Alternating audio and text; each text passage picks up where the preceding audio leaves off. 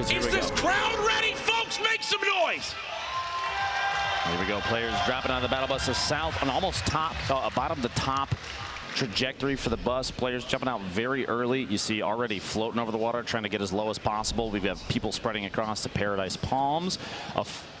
Less than I expected in that southwest corner to the northeast of Flush Factory. Maybe only 3 or 4 dropping down there, so it's going to be a slow, methodical start for those players. But in the bottom right there, you see Tfue pushing across. He's going to drop it at the gas station in hopes to establish himself a little buffer of loot. These southeast corners, typically you come out with quite a few materials if you're unchallenged. The trees and the rocks are key, plus the metal here. He's going after every single piece that he can. Metal for these competitive players is extremely important because early established fights, they have a lot of HP, 110. The second you place him down, Nick Merckx here in Tilted Towers. We've watched him here every time. I guarantee you he's going to drop here. As I said, his opponents that go tilted, they already know they're at least going to have to face him. And if they're watching the leaderboards from previous games, they know they're in for a fight against Nick. And there are many players in Big Gray right now. Nick knows this. He'll go ahead and upgrade his assault rifle. Oh, beautiful pickup there. That's like like the best thing you could ask for right now. The rare drum gun. I don't think there's a weapon I'd want to find. More than that. I almost wanted Shield to come out of that thing and put him in just an even better spot. He is very low on materials though, which means if he's going to fight somebody, Courage, he's going to engage. He's not going to be slow about it. He has to push. I almost expect him to take a shot with the blue drum. You saw the opponent drop down on top of the platform that he plays. He's going to push over here. This middle building, the construction building, has a lot of platforms. These pallets which come out, a lot of wood. He's completely ignoring him. He's pushing past. He's looking for. Wait, look at how many people landed tilted. Oh my gosh! 1, 2, 3, 4, 5, 6, 7, 8, 9 in tilted. That southwest corner, like I said, pretty empty. A good spread of players across the entire map. See, Nick runs away from that fight in Big Gray because he's just hoping for shields anywhere right now, and still has yet to find any. When you don't have shields, it almost feels like you're naked when you're playing. You don't feel comfortable in any scenario. Fights. See, like look at this right now. Chucking the nade. He's pushing him out to the left or up the stairs. Just trying to hope for a bait on his opponent. It sounds like he might have been engaged by somebody else. The nade may be revealing a position. It's launch padded. Player just launch padded on out. And Nick's more than happy just chilling here. Again, since he doesn't have shields, he's not really in the mood to fight in any aggressive manner. C9 blind, getting shot, I believe, from 2 different locations. He was readying himself to drop in. Drops a stink bomb basically away. He's zoning out his opponent in an attempt to back out of the engagement. He already got hit from 2 different locations. I mean, a ton of players know exactly where he is. Now is not the time for him to engage. He doesn't even have healing. He's got the campfire, but he's got to build to put that down, which means it's not something he just use on the fly and hide behind. It's going to show up to opponents that see the structure being built. They'll look for the color of the wood platforms, and they'll find them. Here's Astonish. Hit the shot. There it is. Joshua going down a Lazy Lynx, and Astonish got to feel good about that one. Set to destroy a team that has been around for quite a while. A number of players here. JP2 from LG yet again. We had our eyes on him last match. He's, as we've seen, knocking out a ton of the furniture, trying to get every single bit of material that he can for building. Just defensive building is one of the biggest things. Knowing just when to put any layer between you and your opponent can stop a single shot, and that can mean the difference between making it out alive or even getting an elimination and getting eliminated yourself. Kayun, the last round took out Chap, one of the players we've been keeping our eyes on, and he's trying to get the spotlight on him himself. Definitely deserved because he's been putting on a good show every game so far. Farming up some materials, 547 wood already. Back over to Nick Merckx, who's found a slurp juice, it appears. The 75 shield. He's at 570 plus a lot wood of wood. That building courage, all those pallets, man. Yep. Yeah, you have so much material you're literally standing on top of. And that much wood, that's enough to push anybody aggressively, which is exactly what Nick might try and do here. Using the building already, that's established, but he's going to get up on top of his opponent. His opponent goes for the edit and misses it and pays the price. Nick Merckx getting himself his first elimination on Erico, who he only got the corner of that platform edited out, was trying to drop in and escape, and it couldn't land it. This was over in Risky Reels. Was that a hand cannon hit? I believe it was. Are you kidding me? Double hand cannon connects right there to get that elim. Talk about making some plays with style. Here's Kyle. Can't get that engagement to go in his favor. That's Emad with a second elim already this game over at Snobby Shores. Looking pretty good on his healing single mini, and those slurps are the value of those so good. But the whoa, Sloss. He shakes his head like, okay, I'll give you that one. Beautiful play with the impulse, and I love that. A lot of times you see players just leave impulses behind. When you don't have many things in your inventory, sure, pick it up. But the last thing he's expected is an impulse grenade to fly on in. Uh-oh, third party now involved. Yeah, he was going for the push, but shots coming out from the side. Another controller player that we've watched a number of days now. He's trying to track both opponents. Fear of a pinch right here, Courage. What would you do in this situation like this? You know, players he's got on both a rift sides. to go, so it's not like he's in super panic mode. Right now, just trying to see exactly if he gets some free damage onto Rio. Rio has 200 health, now down to, 169. Grab that drum, that nade. The defensive build. He saw the nade come in, the ramps, kind of to build a layer underneath him that he can elevate himself with and protect from the explosive damage. Now C4 says, I can do that too, gets the shot and drops in. Rio's trying to push for the elimination on Destler. Gets the shots and the drum gun. That blue drum is so powerful up close. That's Rio's first elim, and look at Sloths. Moving, well, like a sloth. Doesn't just kind of yeet on in there, just waits, waiting, looking, seeing what he can do. And there's the rift to go, getting on out. There he goes. Is Sloth going to use that himself? We'll have to see. He does. He does, as we hear him go ahead and takes that to safety. Look at the impulse. Spreading his wings, getting the elimination on Emil Marsha is it's an impulse win right like there. You said, you don't see a lot of players use the impulse nades, and I believe that's when Destler pushed in, maybe heard the impulse go off and say, okay, this guy is using something we don't typically see in competitive games. Blind pushing in, trying to get underneath his opponent, and does a great pistol. Are you kidding me? Are you kidding me? Just as lethal as everything else in this man's hand. Blind, showing exactly why people should have his eyes on him. And right there. When you don't have things to replace the weapon with, that's why you pick up everything you run over, right? Because there he swaps to a gray pistol to get an elim in one of the most stacked lobbies you can have. Every little bit helps, and right there, Blind shows it off perfectly. The entire play out of Emad's elimination on Kyle there. Now Nick Merckx still in Tilted Towers. I'm not surprised, but there's a reason he's staying here. He basically has the layout memorized.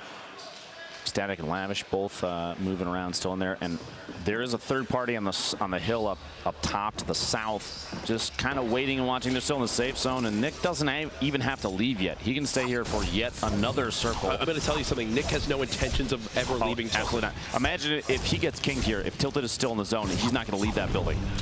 It sadly is not. He's going to have to move southeast in a second. Now Tempo, we've watched those clingers to drop the structure out from underneath his opponent. Looks like he did build a step away, and the triangle blocks Tempo from the push up top. A good defensive build from Emad. Even though he lost the high ground, Emad still saved himself a little bit. Now Tempo editing himself back down. He's trying to follow his opponent. Emad is trying to build up, and Tempo almost thought he was going to take some fall damage there. Catches himself inside the tree on the way down, and Emad falling down. Both of these players, looks like a third party is engaging. Emad's trying to track Tempo, who flies away. Says, I don't want to do this. I know somebody else is shooting. It's time to get out of here. The bounce pad coming in pretty clutch. And there's that third party that Tempo was tracking. Emad might have to deal with the situation now, because when the structure came down, the bounce pad disappeared, and there's no get out of jail free card anymore. Emad might have to engage this, especially because there's just over 60 seconds before the zone is going to move. He does have 2 eliminations, which means if he gets Tempo right here, that is a point. Aggressive push, 140 from the shotgun, and gets Tempo. Emad, 3 eliminations, gets himself a point. You can't ask for much more from attack shotgun right there. And the chug, the GG emote. Oh my gosh. Wow, just deciding to add some flair to that one, Barnologist. Oh, the body shot. Oh, wow, Muffins goes down quick. 110 damage with that purple bolt, showing just how good it is to carry those power weapons. Barnologist in the feed, who we were just watching, actually goes down to Chris, and right now only 3 players, Emad, Tylers, and Destler, have 3 eliminations or more. They're all at 3 right now. That's 1 point apiece. Everybody else is at 2 or less, and Destler, actually one of those players, is already eliminated. 1 point though, you should still feel really good about that, because that could get him into Monday. There's basically only one way Jair loses this fight, and it's if this hunting rifle can hit a ridiculous shot. His opponent here is, his opponent is so weak. So basically Jair is in a brilliant spot to win this, just can't let his opponent hit that hunting rifle shot. Just barely canning up. The bounce pad, the push away. The bounce actually pushes him out. Might go for the shot here on the fly. His opponent might potentially want to push up. He only has 2 AR bullets. That's why he can't. That's why he can't spray with the assault rifle. Just waiting. He has enough HP here. He can wait. You can see his opponent actually fell all the way down. No fall damage from that. He caught himself with the build. He's going to push down, try and get this elimination before the Storm takes out. This is for a point. You got to push to get this. Oh, no way! Oh, no way! A terrible choke in Wheels, then dies to the Storm. That was his 3rd elimination. That's a point for Wheels. Both of them going for a 3rd elim. Terrible, terrible end there. Here's how Nick Merckx goes down a beam from Ecstatic. My goodness, that's a 1-point difference there. That could be the difference between playing in this grand final tomorrow and not qualifying. Multiple bounce pads here. Ecstatic looking to get back in as fast again. He still has to move. The zone here at this point, relatively slow. He's on the inside of it now, so he shouldn't be too worried. But if somebody catches him while he's rotating, he doesn't know based on what you see in the top left. But he's safe here. He doesn't have to reinforce these builds, so potentially losing materials, but that's a safety play. He wanted to get up top. He didn't want his structure to get knocked down while he was trying to build up. And now he does have to move, but he might be looking for another elimination at this point. He's looking for this 3rd elim. That's how he's playing this right now. He's going for the point. Intelligent play here, to be quite honest with you. And he knowing that there's no shield on that opponent, you're going to see an aggressive push here. He does have a drum gun. You're going to see that thing come out in a second. The blue tack's going to be utilized up close. Here we go. It all. Going for it all. Can he get the elim? Yes, he does. Kev goes down. That's a point for Ecstatic. We actually could hear some people cheering here at PAX West.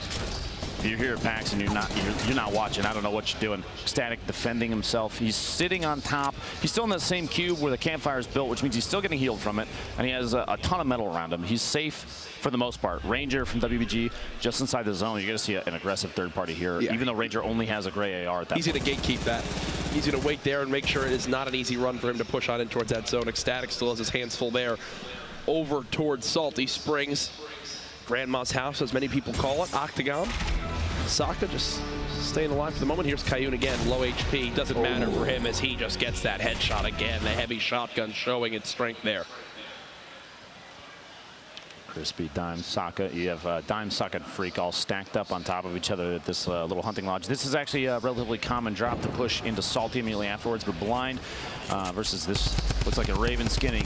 Gets the engagement. Blind hitting the shots and the crit. 52 damage. There's a reason, Courage, the drum gun is used so often. Yes. This thing hits for over 50 up close, which means 4 headshots is an elim on a full HP, full shield player. That's so fast and it spits bullets so quickly that if you're accurate, easy elims. Now, Tyler's the only player still alive right now with 4 eliminations. Nobody has 5 yet. The 5 would put him at 2 points, which means there's a number of players. Actually, there's only 2 at 3 or higher right now. Kayun and Tyler's.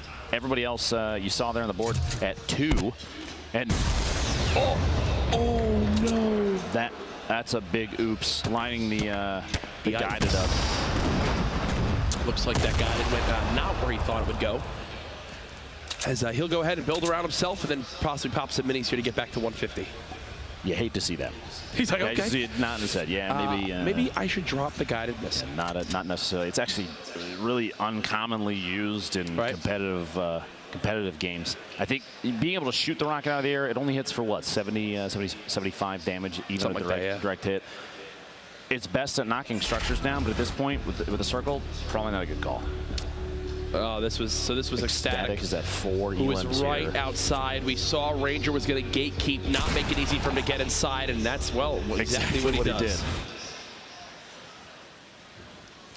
The Port-a-Fort possible from Crispy if he gets in a tough spot. You don't see a lot of players carrying that around in competitive plays, Courage, but actually he's getting 3rd party. I wouldn't be surprised if he popped it right now just to build layers between himself and Crunch, who's at the top of that kind of interestingly built structure. It came down to 1 point at the bottom. Jack's teammate Ashton, who we've watched a number of times in Salty, he's at 2 eliminations. 1 more would get him a point, and he does have Sock on the outside here, rotating away. You know he's got to hear him. You can see him right there, the outline pointing towards the direction that he can hear his opponent moving. He's just kind of looking through the wood right now. He's trying to 3rd person look around the corner, see if he can track down his opponent. Crunch has a top down on everybody, though, man. But Base Holder and Blind as well at the top of the hill. That's 3 players with essentially an Overwatch on everybody. Crunch is in a beautiful position right now because this is right on the edge of the zone. Ashton, no shields left. One more elim would be enough to get him a point. Hasn't happened yet. Tyler's at 5 now this game. That's 2 points. Maybe some more coming on through as he's using his grenade launcher, and Sloth is just trying to build, but so much structural damage. And whoo, that's what I talk about. You never know if a sniper's watching you. Lucky for him, does dodge that shot as he'll go ahead and edit down. Maybe pick up these grenades. Yep. He actually ran out of explodes, so he'll grab 6 frags to maybe heave those down. Minute 24, 23, 30 players remaining. You see this in the top right, kind of that wide angle shot. Tyler's taking some tap fires, but he's not necessarily alone in the area. A lot of players on the north, east, the northeast side of the map and the center, but actually the southwest corner only has one. Little boat here. We've seen Energy General put on some excellent plays in the past, but gets caught off guard. Little boat drops just down in, 74 damage from the attack, and that's all she wrote. Now, as I was saying, the southwest edges of this map right now are pretty much empty. A lot of the players are built on the edges of the hill where there's a house at the top. It's going to get dense here in a second. Tyler's just hanging out. Sees one player pushing forward. First shot accuracy. That's a 25 tag. So get for now. But any bit of damage you can do to chip away from your opponents always helps. So bounce pad on over. It's time to make a move, it appears. As he'll drop on down. No rift spawned over there. Kriz and Kayun both sitting on 3 eliminations right now, which means a point for each of them, regardless of placement. There's still 16 that have to go down before people start getting even single points from placement. Saka getting Kriz, who I literally just talked about how he got a point. Now he's eliminated from the game.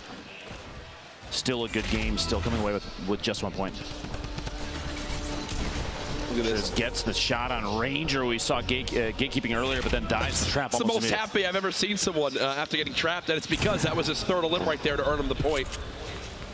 So he'll take it. Crunch. Oh, this storm is chunking him 15, right now. 10, He's done for. 5. He knows it. There he goes. Those late game storms. It's hitting for 5 right now. Next will hit for 7 and then 10. Hysteria. Falls victim there. Hysteria. Hysteria versus Little Boat building on top of each other. A third party getting taps. That again, the top of the hill. Those towers. Yep. They see you. They're taking shots. Jalkai's actually built inside with them. You see him running around underneath. There's 3 parties here, and they might not even realize excuse me, Crispy coming in saying, I'm here too, don't forget. If Hysteria plays his part well, he could easily get his 3rd elim, maybe a 4th and 5th. He's got by far the most HP. He's got the tools to do this. This is Hysteria's moment to possibly qualify. 3rd night in a row of competing in this late night qualifier in hopes to make it to Monday. Now, Hysteria could hear the shotgun reload from his opponent. You hear the shells going in. Wow. He got the zone too. He doesn't have to move. He's got a window there. He's going to kind of peek around, see what he can spot. He knows his opponent just reloaded his shotty, so it's full air. Chap goes down to the feed. The Tylers who've been watching, that's Tyler's 6th elimination. Jalkai's gets Little Boat, who one of the other players that was in there. Crispy's still in there. Jalkai's is still in there. There's so many players stacked around Hysteria right now. And here's Minis being popped. I think Hysteria's thinking, okay, maybe this guy's a little bit weak. Maybe I can make a move happen. I've got near 200 HP. Hysteria peeking. Shotgun doesn't hit quite yet. Challenging the corner. He's caught in the tree. It's a heavy shot from both. Remember, Hysteria has no healing. I'm surprised he's not following this up. He's waiting. I thought he was going to go for that. Instead, I'm wondering if his opponent has minis to use. Hysteria trying to stay alive. Remember, needs 1 more elim for a point. This could be his chance to get on the board to potentially move him towards competition on Monday. Now the 3rd party begins to spray on in. Hysteria building. Hysteria trying to stall. Nothing as of yet. He's got to edit this wall, close this window. There you go. How intense is this right now, Lupo? This is the difference between potentially playing for 1.5 million and not. Yeah. Now, we were talking about Chap a second ago. I saw it in the feed, but let's take a look at how it actually played out. Tyler's the window peek catches Chap off guard. He's trying to build up to get to the zone and couldn't get a wall to block the shots from Tyler's inside his little box there. A great timing play there. Now, I want to say, I think Hysteria didn't push. You were commenting on it earlier. If Hysteria knew there were two other players there, potentially waiting for an engagement to happen and one of them take each other out and just wait to the last second, he knew there were still people alive. You could even hear the shots at the time, but you never know. Hysteria might also have been just like a fear lockup. Now this is the first zone move. Tyler's actually has 7 eliminations. So many high just got Elam players sniped by a heavy sniper. You saw that. I believe it was that Vape Jesus who hit the shot? Here's Tyler's down 7 limbs. 3 points for him, basically guaranteeing a spot on Monday unless everybody else goes absolutely wild for the rest of the games.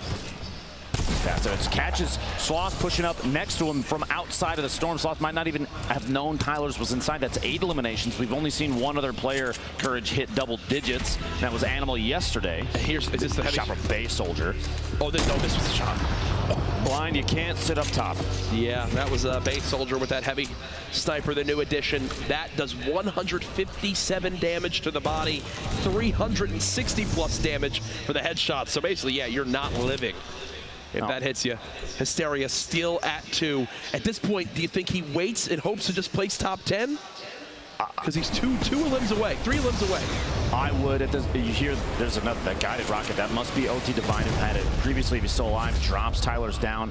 Now, compared to the rest of the players that are alive right now, Courage, Tyler's has 8, and the next closest is Hysteria, Rio, and Godbat, who have 2 eliminations apiece. He has more than those 3 added together. And that's the next closest for elimination count that are still alive in this game. See how he just builds out these huts. Spams all those walls. OT Divine moving forward. 12 players left. The next 2 who drop will miss out on points. Replacing the wall so he has control. The edit. Tyler's getting his 9th elimination. He maybe overheard us earlier saying eliminations do count for tiebreakers. JP2 drops next, which means we're at our top 10. Every player remaining just earned themselves 1 point. That's gotta feel good for like Hysteria. Can he get a second here with another elim? He's only got, 1 more wall he can build. I feel like he's just got to go for this. The circle is kind of in his favor. If he had more materials, if he can get that elimination, not only is it a point, Horfy is probably the player you heard above him, but he'll get the materials that are left. Horfy actually just got lasered, almost eliminated there. You hear him popping minis. Hysteria cannot build a single structure again. Tyler's still staying alive. Didn't take a single point of damage. Hysteria got the elim on the Rex. That's 3 now for That's Hysteria. 2 points in this game for Hysteria. So Tyler's already has 9 elims, which means he gets +3, then +1 for the top 10. Horrify trades the elim onto Divine. Tyler's still moving. Could we see the clean sweep of a game for the first time, a full 6-point performance, if he can win this one? He hears so much around him, he doesn't even care. That goes down to Storm. 5 left. Oh my goodness, is this the 10th elim? Can he match Animal? Yes, he does. Bay Soldier. 4, almost ticked out. 1 more tick to the Storm, he's got gone. 3 campfires. If this turns into a play for the, against the Storm, a med kit? Jeez. Folks, Tyler's may clean sweep this game. He's going to be near the top amount of HP left in this lobby. 10 elims. You see him waving? He knows. He knows he's on camera right now. He knows we're showing love. Cheeky smile. Now, 3 Campfire's Courage in competitive plays, gameplay, especially where it comes down to almost a heal off at the end, is crazy powerful. You'll see players put down floors right next to each other, place all the Campfires simultaneously, and sit at the junction between the platforms, because then they're taking up multiple squares. They're getting the heal from all. He just earned another point. That's 5. Tyler's now has 5 this game alone, folks. He's so close. Down to the top 2. The speed that he had to get through 1v1 situation. This could be 6 points for Tyler's if he gets the shot off. Ladies and gentlemen, this is so insanely challenging to do. He's got the high ground now. He's popping minis. He could go for the heal off. He could absolutely go for a heal off. And look at how low on HP his opponent is, under 70 health. Well, if Tyler's decides to go for this, go for the 11. It'd be the highest elimination count in any game we've had in the qualifiers. His opponent decides to shoot up from underneath. You see, he's doing it. Okay, he's here we building go. up the layers. Ladies and gentlemen, this could be it right here. He's building himself high enough to be able to drop down a bunch of Campfires to out-heal this zone. His opponent knows. He knows that he can't out-heal this, and the expectation might be that he knows that building more layers. He's trying to catch up to him. Tyler's keeps on going. When is it Campfire time? When will he place them all down? He just keeps building up, keeps building more layers. His opponent can't catch him. I think it's time. It's time to place him down. 1, 2, he's sitting 3, right there. And look at this. He's going to heal on up. Tyler's, for the first time this week, the 6-point